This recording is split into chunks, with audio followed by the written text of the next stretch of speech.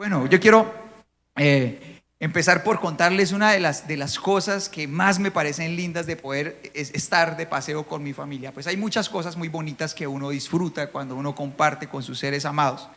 Pero una de las cosas que más disfruto cuando puedo salir de viaje a pasear con mi familia es poder hablar con mi esposa pues más de lo habitual, poder charlar con ella. Entonces parte del plan siempre ya religiosamente diseñado es que cuando nosotros viajamos de camino, charle y charle, somos buenos para charlar y charlar todo el camino. Entonces esta vez pudimos darnos una rodadita por allá por la costa. ¿Cuánto uno se demora viajando al Caribe desde acá? ¿Cuántos minutos crees que durmió mi esposa de camino? ¿Cuánto crees? Cero pollo.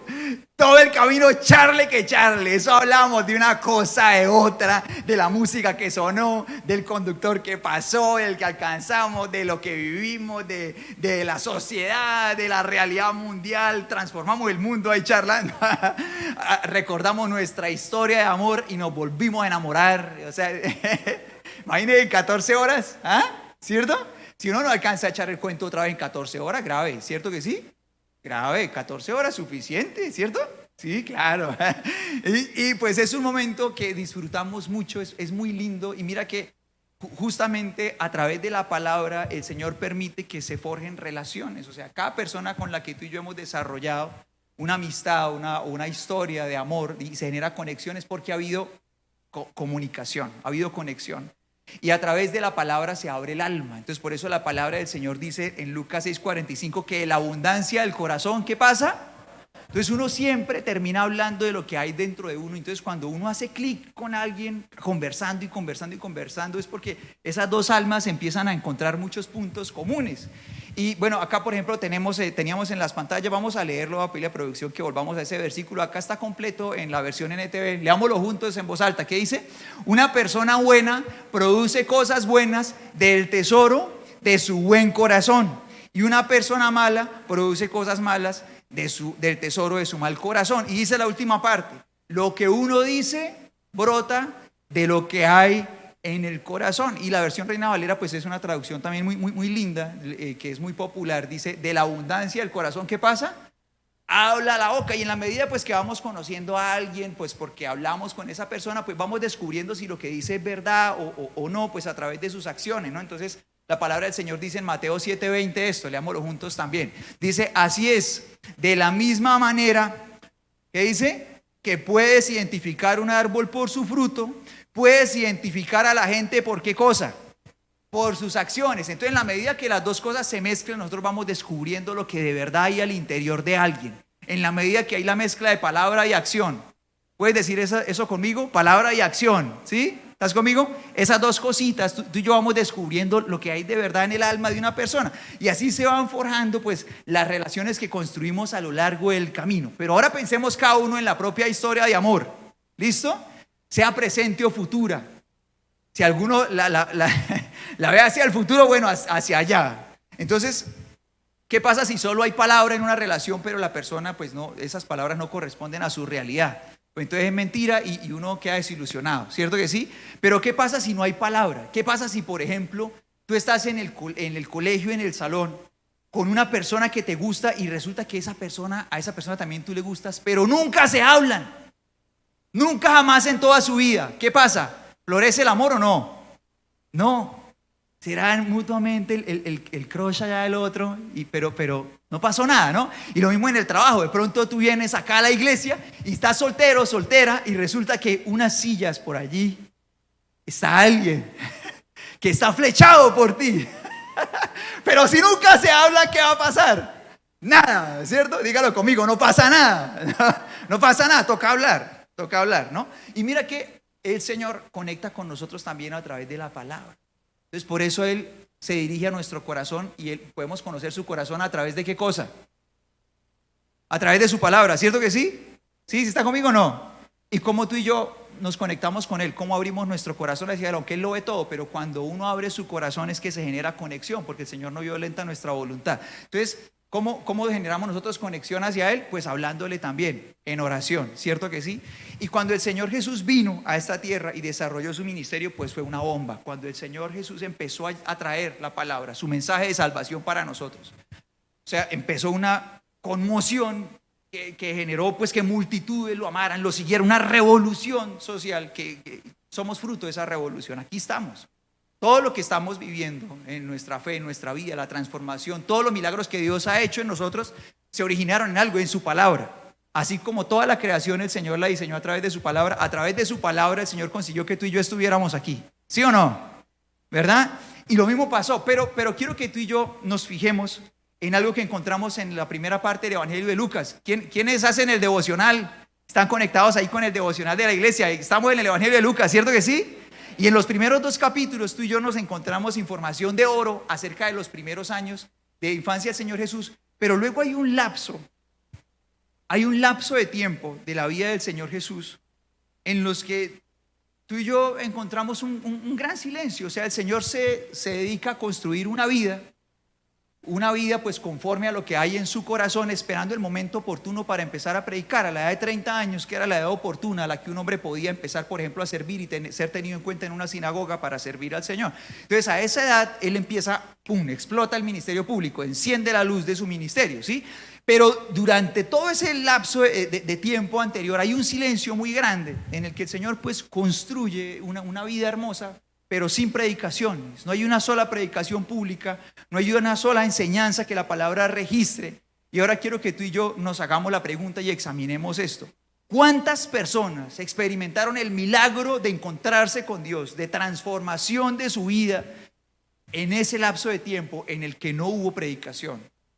¿Cuántas personas, nos dice la Biblia, que reconocieron al Señor Jesús como su Señor y Salvador mientras Él no había empezado a predicar? ¿Cuántas personas? Bueno, entonces empezamos a encontrar algunos casos de su niñez. Lalier nos recuerda a Simeón. Y tú y yo empezamos a encontrar unos casos de su primera infancia que son muy puntuales. Y tú y yo vemos que, bueno, Simeón, ¿cómo supo que el Señor era el Salvador y vino y se encontró con Él? ¿Cómo lo supo? Él recibió un anuncio directo del Espíritu Santo que le indicó una promesa, que él iba a conocer al Mesías, y lo llevó al templo ese día. O sea, él reconoció al Señor Jesús porque era un niño muy lindo y muy guapo que entró al templo ese día, o porque recibió un anuncio. Recibió un anuncio. ¿Quién más? ¿Alguien más recuerda uno de esos casos tempranos? ¿Quién más? Ana la viuda. Bueno, ella estaba ahí pegadita al combo, ¿no? Ella se pegó ahí un poco así mejor. ¿No? Ese mismo día y todo. ¿Quién más? ¿Quién más? ¿Quién más? Juan el Bautista. ¿Y quién se lo dijo? Bueno, él fue porque el Señor le pareció muy guapo y era un familiar chévere, o a él se lo dijeron. El Señor se lo había dicho, ¿verdad? El Señor le había dicho que era el Mesías y le mostró una señal para confirmarle quién era él. Bueno, ¿quién más? ¿Quién más lo conoció temprano? ¿Alguien más se acuerda? Los pastores que fueron allá al pesebre, ¿por qué fueron? ¿Quisieron ir a corucear el pesebre o alguien les avisó? ¿Quién les avisó? Los ángeles. Los sabios que viajaron por allá del lejano oriente, ¿por qué vinieron? ¿Alguien les avisó o sencillamente vinieron de excursión?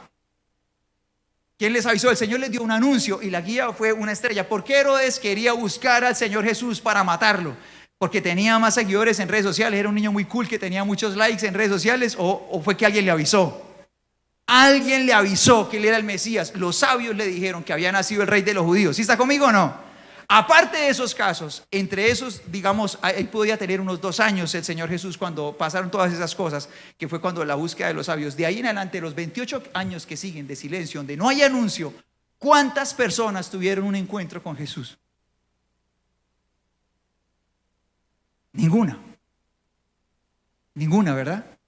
Después de todos esos eventos de su primera infancia, y donde entramos en ese espacio de silencio, de anuncio y de predicación, hasta los 30 años donde explota el ministerio del Señor Jesús, ¿cuántas personas reconocieron al Señor Jesús como su Señor y Salvador? 0, ¿verdad? ¿Sí están conmigo o no?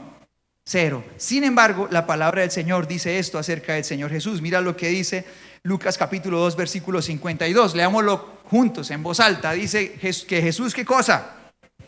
Dice, Jesús crecía en sabiduría y en estatura y en el favor de Dios y de quién más. ¿A quién le caía bien el Señor Jesús? A todo el mundo, ¿sí? Dígalo conmigo, a todo el mundo. Ahí la palabra no escatima en esfuerzos en decir que el Señor Jesús le caía bien a cualquier persona, a todo el mundo. En este lapso de tiempo donde no hay predicación, el Señor Jesús, dígalo conmigo otra vez, ¿a quién le caía bien? A todo el mundo. ¿Cómo debía ser el Señor Jesús? Digamos características de él, ¿cómo sería su forma de ser, de tratarse con los vecinos, con la familia? ¿Cómo sería? Sería chévere, sería amable, sería amable. Uy, bien, Gratelli, yo tengo amable acá en primer lugar. Si tuviera premio se lo daría, pero se lleva una sonrisa de mi corazón. ¿Qué otra cualidad? Bondadoso, amoroso. ¿Sería responsable, respetuoso? ¿Era obediente a los papás o no? ¿Alguien conoce un carpintero puntual? ¿Cómo que no? ¿Tú no crees que el Señor Jesús era un carpintero puntual? No dejemos que las malas experiencias con otros miembros del gremio dañen su reputación. Tenemos un carpintero puntual, ¿cierto que sí? El Señor Jesús. O sea, imagínate la gente que iba a mandar a hacer allá a la carpintería de José una silla, un mueble o lo que sea que mandara a hacer y el Señor le dijera, venga por él en 15 días. ¿Qué pasaba en 15 días? ¿Sí estaba el mueble o no? Sí estaba. ¡Oh! Sí estaba. El gremio se dañó después. ¿No? Ahí estaba el Señor Jesús, siempre responsable y trabajador. Sin embargo, a pesar de que el Señor Jesús era buen amigo, buen vecino, buena gente, ¿cuántas personas, ya dijimos la respuesta, pero repasémosla, cuántas personas, a pesar de que él era tan buena gente, en medio de ese tiempo donde no hubo predicación, porque él estaba esperando un momento oportuno, se arrepintieron de sus pecados, tuvieron un encuentro con él y experimentaron el nuevo comienzo de una nueva vida, porque Dios transformó su corazón? ¿Cuántas personas? Cero personas. Ahora, si no fue suficiente para las personas que estaban alrededor del Señor Jesús, ¿tú crees que alguien tendrá un encuentro con Dios sencillamente porque, por ejemplo, uno de nosotros, yo, pues para ponerme ejemplo, por ejemplo, si yo salgo todos los días y saludo al vecino, le digo, vecino, buenos días, ¿cómo está? Y así durante 5 o 10 años y todos los días soy amable. Vecino, ¿cómo le va? Buenos días. ¿Será que eso será suficiente para que esa persona tenga un encuentro con Dios y lo conozca y aprenda a caminar con el Señor Jesucristo? ¿Será suficiente eso? No. ¿Será que si yo soy un buen empleado en el lugar donde trabajo, sea cual sea el lugar, y siempre llego a tiempo, llego puntual, entrego mis trabajos a tiempo, será que eso será suficiente para que mis compañeros y jefes y la gente que trabaja conmigo o personas que están a mi cargo tengan un encuentro con Dios y conozcan a Dios persona a persona y tengan el milagro de transformación aquí en su corazón porque se encontraron con Él? ¿Será suficiente eso? Y así sucesivamente tú y yo podríamos repasar cada una de las cualidades que dijimos del Señor Jesús. Podríamos ser amables, respetuosos al 100%, obedientes, responsables, trabajadores, cumplidos, todas esas cosas. Pero es que todas esas cosas son una necesidad, no las estamos menospreciando, son una necesidad. Y esas cosas pueden motivar a una persona, pueden hacerla sonreír, pueden inspirarla, pero esas cosas no generan fe. ¿Cómo nace la fe? ¿Alguien recuerda qué dice la palabra de Dios? ¿Cómo nace la fe? ¿De dónde nace? ¿De ver gente, de ver personas buena gente? La fe nace por oír la palabra de Dios. Cuando tú te encuentras una persona buena gente, esa persona te puede causar una sonrisa, claro, te puede inspirar, te puede hacer, motivar a tener una buena actitud, pero de ahí a que te lleve a tener un encuentro con Dios, sencillamente por tener una buena actitud, hay un abismo que no se puede cruzar. Mientras tanto, la palabra de Dios dice en Romanos 10:14 lo siguiente, leámoslo juntos, leamos esta pregunta juntos, dice, pero cómo, es una pregunta, dice, pero ¿cómo pueden ellos invocarlo para que los salve si no creen en Él? ¿Cómo pueden creer en Él si nunca han oído de Él? ¿Y cómo pueden oír de Él a menos que alguien, ¿qué cosa? A menos que alguien, digo amigo esa última parte, a menos que alguien, ¿qué cosa? Se lo diga, a menos que alguien se lo diga. Y mira lo que dice Romanos 10:17, ya lo dijimos de memoria, pero vamos a leerlo juntos. Dice, así que la fe viene por oír, es decir, por oír la buena noticia acerca de Cristo. Entonces imaginémonos que vamos a hacer una carne a la plancha. Yo con mis ejemplos culinarios, cualquiera que me escuche por primera vez dirá, uy, este señor debe saber cocinar. Y yo soy bien flojito, pero imagínense que vamos a hacer una carne a la plancha. ¿Qué necesitamos para que el fogón tenga fuego? Pues supongamos que es el fogón de la casa, tampoco sean tan pro de que con leña y todo eso, tampoco me lleven a ese nivel. No es un foco con corriente de gas. Entonces, ¿qué necesitamos? ¿Necesitamos qué? Que haya gas. ¿Y qué más? Y necesitamos chispa, ¿cierto que sí? Bien sea que sea ahí por la misma estufa o fósforo o bueno, un encendedor, lo que sea, ¿verdad? ¿Qué pasa si solo tenemos gas? No hay carne, ni siquiera ahumada, ¿verdad? Y si tenemos solo chispa, graves también, ¿verdad? A punta de chispa, nada. Se necesitan los dos ingredientes y lo mismo pasa. O sea, esa construcción de una vida que demuestra con frutos que el Señor vive en el corazón de uno es necesaria. Pero para que una persona pueda tener en su corazón un nacimiento de fe, necesita un día escuchar la buena noticia del amor de Dios. Necesita escuchar. ¿Sí están conmigo? Necesita escuchar. Ahora piensa en esta historia. Tú eres el protagonista de esta historia, yo también. Todos somos los protagonistas. ¿Sí están conmigo o no? Listo, va a empezar esta historia. Supongamos que somos unos niños que tenemos una muy buena relación con un tío. Ese tío nos ama montones, pero por cosas de la vida ese tío tuvo que irse lejos. El tío se fue lejos aquí en Colombia, pero se fue lejos y de pronto, pues bueno, por esas cosas que la familia vive lejos y poco se reúne, entonces dejaron de verse, pero el tío tiene un aprecio muy cercano por ti o por mí. Bueno, cada uno es el protagonista de la historia. Resulta que llegamos al presente. Y en nuestro presente nosotros tenemos un negocio, pero ese negocio está quebrando. Está pasando por un momento muy difícil. Estamos en una situación económica muy dura. Estamos casi desesperados porque estamos intentando sacar el barco a flote y está duro el asunto. Mientras que el tío, por allá en la distancia y en años invernos, el tío prosperó. Y el tío generó pues mucho dinero, pero resulta que el tío nunca se casó. Nunca tuvo hijos. Y el heredero próximo, ¿qué crees? Eres tú. ¿Cómo te parece? ¿Bien o no? Pero como hace tanto que no te hablas con el tío, y el tío pues poco tecnología y todo eso, vive en una sección allá como agrícola de nuestro país y poco de redes sociales, esas cosas y de búsquedas. Entonces él le pide el favor a alguien que te busque. Él está enfermito y está a punto de morir. Y él le pide a un vecino que cree que es de confianza que te busque y le sirva de mensajero para decirte que él quiere que tú seas el heredero de su fortuna. ¿Cómo te parece la noticia?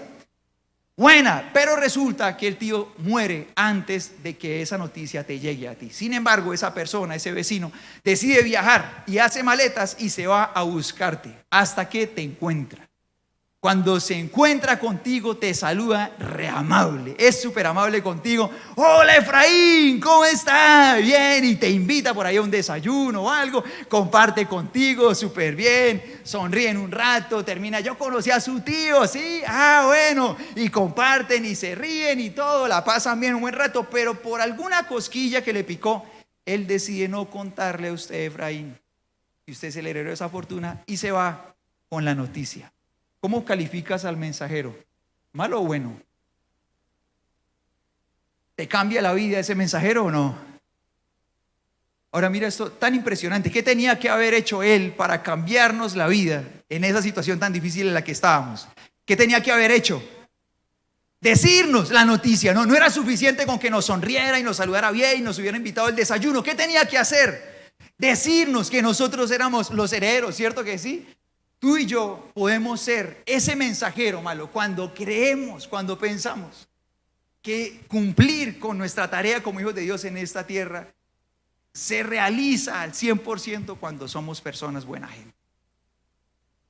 Tu tarea y la mía va mucho más allá de ser un buen amigo, de ser un buen vecino, de ser un buen trabajador, de ser una buena persona. Tu tarea y la mía, además de todo eso que es, digamos, el básico de una persona que dice tener a Dios en su corazón, es ser mensajeros. ¿Están conmigo o no? Es ser mensajeros. Y las personas alrededor nuestro no van a tener una explosión de fe en su corazón porque seamos buena gente con ellos. Solamente necesitan escuchar el mensaje de papá para ellos. ¿Si estás conmigo o no? Necesitan oírlo.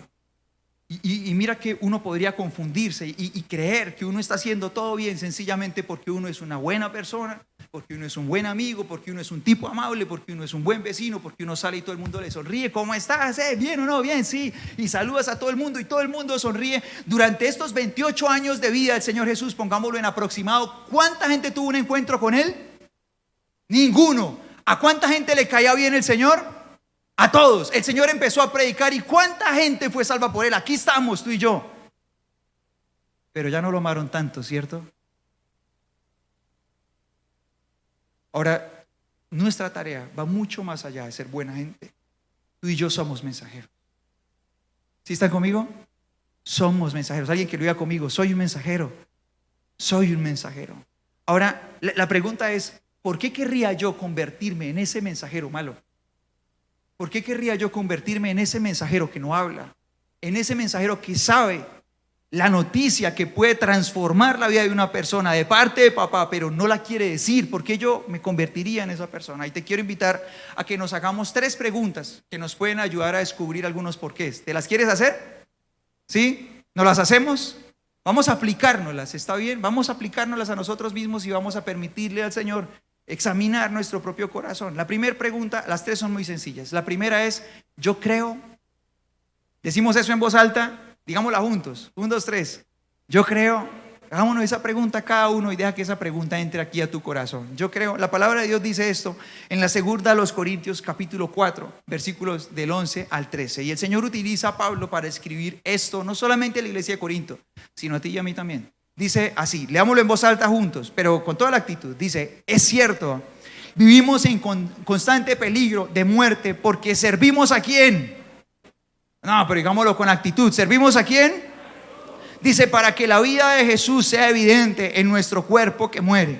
Así que vivimos de cara a la muerte, pero esto ha dado como resultado vida eterna para ustedes. Y mira este versículo 13, leámoslo con más atención todavía. Dice, sin embargo, ¿qué dice? Seguimos predicando, ¿por qué? Porque tenemos ¿qué cosa? La misma clase de fe. Alguien que diga conmigo, la misma clase de fe que tenía el salmista cuando dijo, creí en Dios, por lo tanto hablé. Y mira lo sencillo de entender que es esto, pero también cuánto impacta nuestro corazón. Tú y yo no necesitamos que alguien nos motive para hablar de aquello que nos apasiona. No necesitamos que nadie nos impulse para hablar de eso. Tú eres hincha de un equipo, tú no necesitas que alguien te diga, oye, habla de tu equipo, oye, haz esto por tu equipo, mira un partido. Tú no necesitas hacer eso, te sale natural. O sea, cuando algo te apasiona, tú no necesitas que alguien te motive. Cuando algo es lo más importante para ti, tú no necesitas que alguien te motive a preocuparte por ese algo. Cuando tú amas a una persona, no necesitas que nadie te motive para contarle a otra persona o para presumir a esa persona que amas delante de los demás. Porque sencillamente hay una pasión en tu corazón. Y cuando tú y yo creemos en Dios, el Señor ocupa esos 3 lugares en nuestra vida. Es nuestra pasión. Cuando tú y yo creemos en el Señor de verdad y Él es nuestro Dios y el Señor de nuestra vida, Él se convierte en nuestra pasión, en la persona más importante para nosotros y en la persona que amamos con todo el corazón. Así que por eso Pablo escribe a los Corintios y les dice, es que tenemos la misma fe que el salmista cuando escribió, yo creí, por eso hablo. O sea, tenemos la muerte en la cara. ¿Sí leíste eso conmigo o no? ¿Con atención? Él decía, tenemos la muerte en la cara, pero predicamos por una sencilla razón. Es que creímos en Jesús. ¿Cuántos creen en Jesús? Creímos en Jesús. No puedo dejar de hablar. O sea, yo predico por eso. Ahora, la palabra del Señor nos habla de más de un tipo de fe. ¿Alguna vez han leído eso? La carta de Santiago dice que hay por lo menos 2 tipos de fe. Una fe que está viva y otra fe que está ¿cómo? Es evidente, ¿verdad? Y otra fe que está muerta. Y tú y yo podríamos examinar qué puede estar pasando con mi fe frente a esta pregunta. O sea, si yo no hablo, si yo digo que creo, pero no hablo, ¿qué puede estar pasando con mi fe? Pablo nos escribe que con esa clase de fe que inspira la palabra de Dios, uno no puede dejar de hablar, uno no puede dejar de anunciar esa buena noticia. Pero si yo no lo hago, mi fe puede estar enferma. ¿Y por qué puede estar enferma la fe? La fe puede estar enferma pues por falta de conexión con Dios. ¿Cuántos están casados acá? Alcen la mano los que están casados. Y ¿han tenido momentos en los que ustedes han sentido que el amor se ha debilitado? ¿Sí les ha pasado o no? Fueron más sinceros los de la reunión pasada. Yo creo que a todos nos ha pasado eso. ¿Sí o no? O van a decir que todo el tiempo allá al 100. No, que va, uno parece estadística de dólar, ¿cierto? ¿No? ¿Cierto? ¿Sí? O sea, uno puede identificar en la relación, o sea, que eso se mueve, o sea, eso no es así plano. Y la idea es que, o sea, mientras nosotros somos conscientes de eso, pues nosotros podamos reparar esas heridas que puede sufrir la relación. Y normalmente cuando el amor se debilita es porque hemos dejado romper lazos que nos unieron antes. Muchas veces eso es lo que pasa. O sea, hay muchos motivos para que se deteriore la relación de amor, pero uno muy común es que se deterioran lazos que antes nos conectaban, sobre todo de comunicación. Uno de los grandes dolores del amor en pareja, en el matrimonio, es la falta de comunicación. Y cuando eso nos duele, ¿qué hay que hacer? Hay que remendar esos hilos que nos unían y entonces todo empieza otra vez a ponerse al alza, ¿no? Para seguir con el ejemplo económico. Ahora, cuando tú y yo encontramos que nuestra relación con Dios, hay una verdad aquí en la mente, pero que no se representa en nuestras acciones. Tú y yo necesitamos revisar nuestra relación con Él, porque nuestra relación con Dios puede estar herida. Y entonces cuando yo digo, sí, yo creo en Dios, pero ni siquiera se nota en el hecho de que yo hable de Él, ¿cómo está la fe? ¿Está viva o no? Probablemente está muy enferma, o tal vez está muerta. ¿Sí están conmigo o no? Es un diagnóstico que la palabra del Señor nos muestra. Ahora, obviamente, el hecho de ser infiel a Dios, de ser desobediente a Él, de saber que Él quiere cosas de ti, pero tú no las haces porque tú crees que es mejor tu propia opinión. Ese tipo de cosas matan tu fe. ¿Sí están conmigo o no? Matan la fe de cualquiera, la mía, la del que sea. Y necesitamos enmendar esas cosas, porque cuando yo noto que yo digo que creo en Dios, pero realmente no es mi pasión, es porque mi fe está enferma. Vamos a hacernos otra pregunta, la segunda pregunta, también bien sencilla. La pregunta es, ¿tengo miedo? ¿Nos la hacemos juntos? A ver, digámosla juntos, 1, 2, 3. ¿Tengo miedo? Ahora mira, deja que esta pregunta entre en tu corazón. Y cuando tú y yo hablamos de esos primeros encuentros que las personas que se encontraron con el Señor Jesús tuvieron con Él siendo un niño muy pequeño, hablamos de Simeón. Simeón tuvo la promesa de que no moriría sin qué cosa. Ayúdenme por favor, sin qué. Sin conocer al Mesías, sin conocer al que venía a traer salvación de parte de Dios, y efectivamente lo conoció. Cuando él conoce al Señor Jesús, era un bebecito de ¿cuánto tiempo de nacido? ¿Cuánto tenía? 40 nomás. 40, ya lo habían circuncidado, estaba en la ceremonia de purificación. María, 40 días tenía, era chiquitico. Era un bebecito muy pequeñito y él lo toma en sus brazos y le dice a su mamá esta profecía que te pido que escuches. Escucha esta profecía, por favor. Dice, no está en pantallas, pero escúchala con atención. Este niño está destinado a provocar la caída de muchos en Israel y también el ascenso de muchos otros. Fue enviado como una señal de Dios, pero muchos se le opondrán. ¿Muchos qué cosa? Se le opondrán. Como resultado, saldrán a la luz los pensamientos más profundos de muchos corazones. Y una espada, le dice a la mamá del Señor, a María, atravesará tu propia alma. Y él le anuncia a ella que aunque él era el reflejo del amor de Dios para la humanidad, él iba a ocasionar amores y odios. Durante esos 28 años donde el Señor no desató su ministerio, ¿eso sucedió o no? No sucedió. Él le caía bien a todo el mundo. Pero en el momento en el que el ministerio se activó, porque llegó el momento oportuno, se desataron amores y odios. Hubo gente que lo amó con toda su vida, muy a pesar de sus fracasos, así como cualquiera de nosotros que tropezamos, caemos, nos levanta. Él amó al Señor y con todo su corazón quiso seguirlo. Pero hubo gente que lo rechazó a él. Desde cosas que van de un corazón duro, de no querer oírlo, de rechazar su enseñanza, hasta querer matarlo, su propia muerte. Y hasta conseguirla, matarlo y disfrutar con verlo sepultado después de convertirse en una llaga total. El Señor generó amores y odios y esos amores y odios siguen a lo largo de la historia. O sea, la verdad de la palabra del Señor genera cualquiera de esas dos respuestas, amores y odios. Y muchas veces aquello que detiene a una persona de hablar del Señor Jesús, o aquello que puede habernos detenido en ocasiones de hablar del Señor Jesús, es el temor de que se genere ese odio en un corazón, de que alguien nos rechace por hablar del Señor Jesús. Pero eso es una verdad que sucederá. Es imposible hablar de una verdad tan poderosa como la palabra que sale del corazón de Dios y creer que todo el mundo la va a amar. Va a haber quien la va a odiar. Y el Señor Jesús hablaba de eso, y por eso en Juan capítulo 12 dice el evangelista así, versículo 42 y 43, escucha esto, dice: sin embargo, muchos que sí creyeron en él, entre ellos líderes judíos, no lo admitían por temor a que los fariseos los expulsaran de la sinagoga, porque amaban más la aprobación humana que la aprobación de ¿quién? Que la aprobación de Dios. Y cualquiera puede tener ese dilema. Por eso el Señor dice acerca de la iglesia en eventos futuros, cuando todo termine, cuando el Señor ponga en orden todas las cosas, y hablando de cómo el Señor un día vencerá al mayor enemigo de la humanidad, que es el diablo, dice la palabra del Señor acerca de la iglesia esto. Vamos a leerlo juntos. Vamos a leer Apocalipsis 12, versículo 11. Leámoslo juntos. Y esto es de la iglesia, acerca de aquellos que, bueno, recibieron y aceptaron y vivieron con el Señor como su Señor y Salvador. Dice la palabra del Señor así. Dice: ellos lo han vencido por medio de la sangre del Cordero y por el testimonio que dieron. Y lee esta última parte, dice: y no amaron tanto la vida como para tenerle miedo a la muerte. ¿Cómo te parece eso? ¿Lo leemos otra vez? Leámoslo juntos. Dice: ellos, ¿quiénes? La iglesia, ¿verdad? La iglesia. Dice: ellos lo han vencido por medio de la sangre del Cordero y por el testimonio que dieron. Y no amaron tanto la vida como para ¿qué cosa? Como para tenerle miedo a la muerte. ¿Quién quiere ser de ese grupo? ¿Quién quiere ser de ese grupo? Pregunto otra vez, ¿quién quiere ser de ese grupo?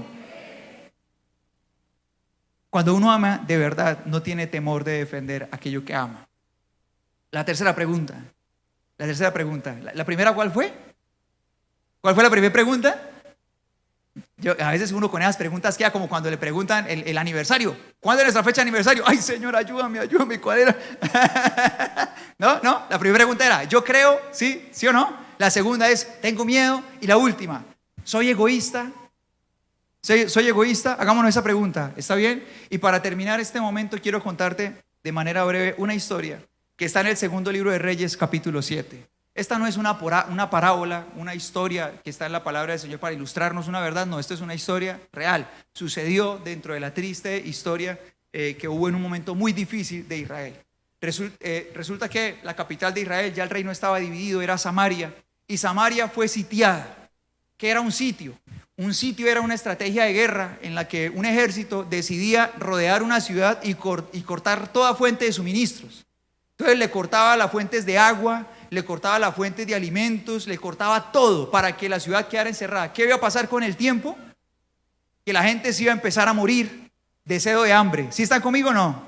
Entonces esto lo hizo el rey de Aram, que se llamaba Ben-Hadad. Él hace sitio a Samaria y efectivamente la gente empieza a sufrir el rigor del hambre. Y esta situación habla mucho acerca de la vida, acerca de lo que puede vivir una sociedad, una vida, una familia en medio de su hambre y la necesidad de su alma por encontrarse con Dios. Y está esta sociedad, esta ciudad en medio de esa situación de hambre, y en medio de esta circunstancia, ¿qué pasa? La situación se vuelve tan cruda que la gente termina comprando popó de paloma para comer. ¿Sí están conmigo o no? ¿Cómo te parece eso? La gente más adinerada de la ciudad termina pagando un platal por comprar popó de paloma y podérselo comer. Hasta allá llegó la situación de hambre tan brutal. Se hizo tan dura que la gente con menos recursos entraba en la lucha del que más pueda, del más fuerte. Entonces, ¿qué pasa en esas situaciones de necesidad? Los juegos del hambre, ¿no? El más poderoso intenta pasar por encima del más débil, sale el animal, la bestia, ¿no? Y empieza a intentar conseguir saciar sus deseos como sea. Al punto que, dice la palabra del Señor, que dos vecinas hicieron un trato y era que iban a cocinar a sus bebés. Las dos tenían bebés. Primero se iban a comer el bebé de una y cuando se lo hubieran comido se iban a comer el bebé de la otra. Y efectivamente una de ellas accedió a ser la primera y se comieron el bebé. Después la otra, claro, ya con la panza llena, escondió el bebé. Cuando esa historia se supo, estaba en el momento más crítico del sitio. Y el rey desesperado culpa a Dios, ¿no? Como somos muchas veces las personas, nos pasa algo malo por culpa nuestra y le echamos la culpa a Dios, ¿no? Y en ese momento el profeta le anuncia al rey que al otro día la gente iba a comprar el mercado tan barato en la puerta de la ciudad como nunca antes había sucedido. Y el rey le dice: eso no va a pasar ni porque Dios abra las ventanas de los cielos. Mientras eso estaba pasando, afuera de Samaria había 4 leprosos. ¿Cuántos leprosos había? Había 4 leprosos, ellos estaban muriendo de hambre, ellos no podían vivir dentro de la ciudad por su condición de enfermedad, la situación social los obligaba a vivir afuera, pero también estaban en sitio. Entonces ellos dicen, vamos a entregarnos al ejército de Samaria. Igual o nos morimos de hambre o nos matan ellos, pero por lo menos tenemos la opción de que si nos perdonan la vida, vamos a poder conseguir alimento o hasta de pronto ellos mismos nos regalan algo de comer. Entonces se van para allá y cuando llegas al campamento, ¿qué crees? No había nadie.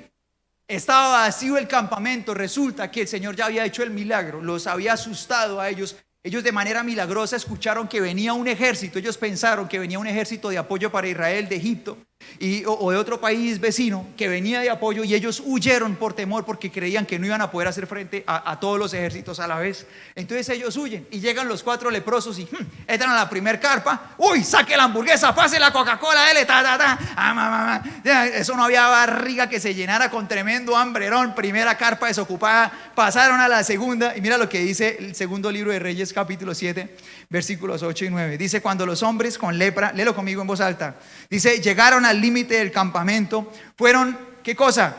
De carpa en carpa, comieron y bebieron vino, sacaron plata, oro, ropa y escondieron todo. Finalmente se dijeron entre ellos, ¿qué se dijeron? Esto no está bien. Léelo conmigo con mucha atención. Hoy es un día de buenas noticias y nosotros, ¿qué cosa? No le hemos dicho a nadie. Dice, si esperamos hasta la mañana, seguro que nos ocurre alguna calamidad. Vayamos y regresemos al palacio y contémosle a la gente. Yo quiero decirte algo.